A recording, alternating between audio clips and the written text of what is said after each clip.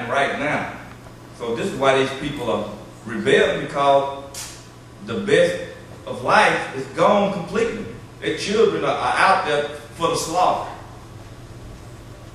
You know, we over here, but you know, if things keep going with these austerity measures, you know, I hate to have the elitists add more children to their fund. That'll just be more they can put in their prostitution rings, right? They love stuff like that.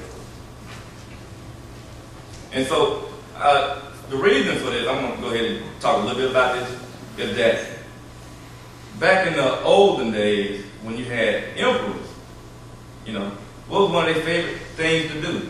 It was to acquire a lot of concubines, a lot of women, a lot of children, you know, for their sexual favor. And so, these were people that ruled other people, nice to some of the people, made sure that the rich people were taken care of so they can help keep the other people in line. As long as we can take the poor kids and do what we want to with them. Do you think just because that happened back then that those people lost that attitude? That it doesn't exist anymore? Just because it's not going on behind your closed door? The attitudes don't change with people, just like governments don't change, unless we change it and do something about it. Let me see here. Homeless people died 30 years before the average person. And that's a recent study here. Most homeless people die around age 43 when the average age of America is 77. So those people who once had jobs, don't have them anymore, worked all their lives, had their money stolen from them.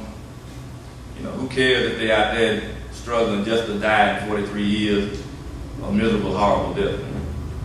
You know. American Civil Liberties Union said the National Defense Authorization Act, the NDAA, on December the 31st was signed by the black savior president. I can say that because I'm a black man. The black Jesus himself, or Barack Obama. Codifying the indefinite military detention without charge or trial for the first time in history. Anybody. They could come in here right now and lock all of us up. What then we can do about it? Just hope that, you know, we might get something to eat while we're locked up. That's about it. And then the Attorney General Holder defends execution without charges. Now, mind you, these are headlines that I'm reading, you know, going on right now.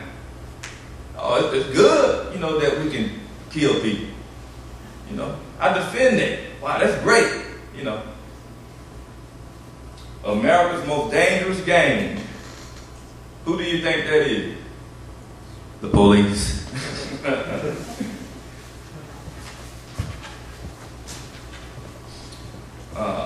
Preventing, let me see, I think I missed the page here. Let's go back and miss that one. Give me a second here. Yeah. Police are twice as likely to sexually assault you and 5 times as likely to murder you. It's true, according to the FBI's Uniform Crime Reporting Statistics between January 2010 and September 2010, 31 cops out of 100,000 committed homicide, and 73 committed sexual assault, and compromised to 100,000 of the general population. This includes blacks, whites, Mexican gang members, etc. The vilest of vile. Only 5 citizens committed homicide, and 29 committed sexual assaults. So by far, the most dangerous people in America are the ones that we pay good money to protect and serve. You know, it just recently a woman, you know, called, and the police sent, you know, said, "Miss, you know, I know you're having problems. Somebody broke in the house. Can you send your boyfriend out to talk to the other officers so we can split the stories up?" While he was out there, he raped her. She came back in and was upset. It took her 3 years to get justice for that, and harassed the whole time by the police force.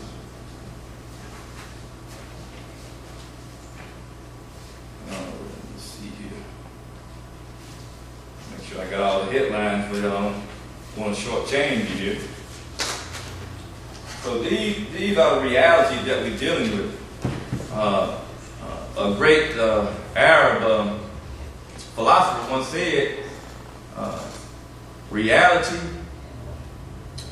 and appearance are always two different things. So it's time for us to lift the veil to realize that we're slaves at the bottom of the pyramid, which is on every dollar. You know, it has meaning to it. You know, they can't control everybody else unless they have enough of the rich people in cahoots with them to do that. And so that's the way it works.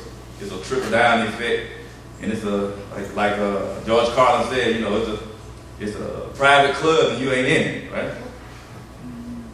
Now, one thing about me is that I study history, and Thomas Jefferson, he's an interesting character. Him being a colonialist and a slave owner, I don't think it would be feasible that I should have something in common with him, but I do. You know, I kind of like him, even though he had that going for him. But I kind of look at the age that he was in, and he did treat his slaves better than most. But he really